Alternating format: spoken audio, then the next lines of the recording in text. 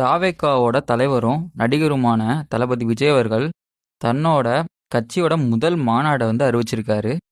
இது எங்கே ரொம்ப எதிர்பார்ப்பை கிளப்பியிருக்கு.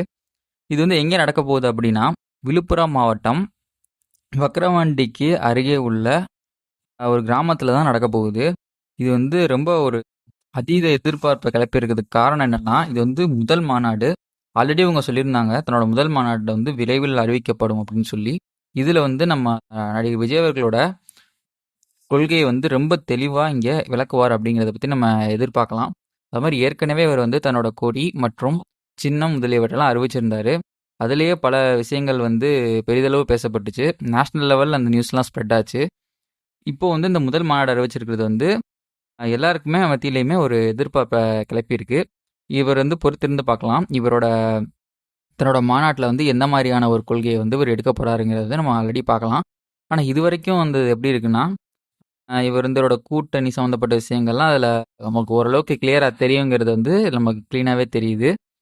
இதோட தேதி என்னைக்கு சொல்லியிருக்காங்க அப்படின்னா, அக்டோபர் 27 சொல்லியிருக்காங்க. அந்த நாள் எதிர்நோக்கி தன்னோட ரசிகர்கள் எல்லாருமே காத்திருக்கும்படி கேட்டிருக்காரு.